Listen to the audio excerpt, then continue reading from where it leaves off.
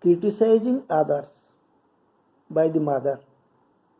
Whenever somebody is not in just according to the usual pattern, if all the parts and activities in him have not the usual balance, if some faculties are more or less missing and some others are exaggerated, the common and easy habit is to declare him abnormal and to have done with him after this hasty condemnation.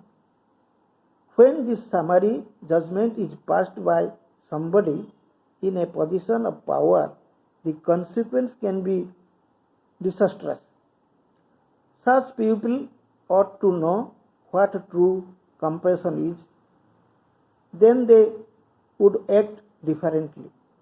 The first necessity is to abstain from thinking of anyone in a depreciatory way. When we meet a person, our criticizing thoughts give to him. So to say, a blow on the nose which naturally creates a revolt in him.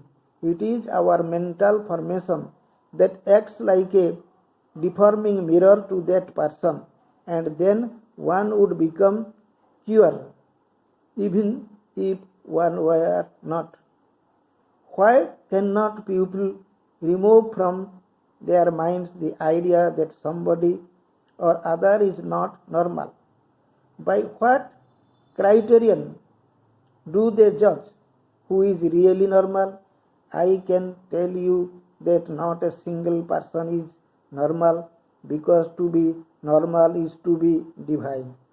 Man has one leg in animality and the other in humanity.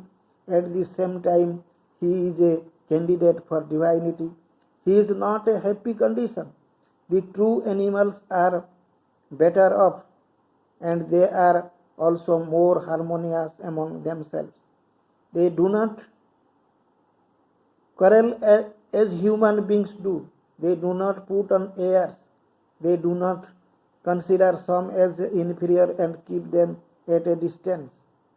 One must have a sympathetic outlook and learn to cooperate with one's fellows, building them up and helping them instead of sneering at their whatever seems not up to the mark.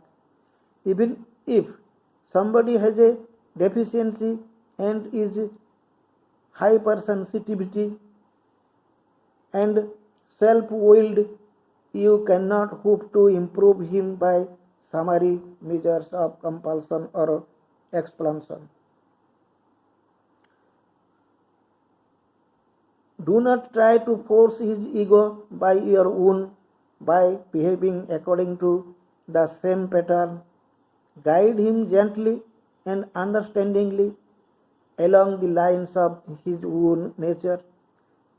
See whether you can place him where he can work without coming into conflict with others.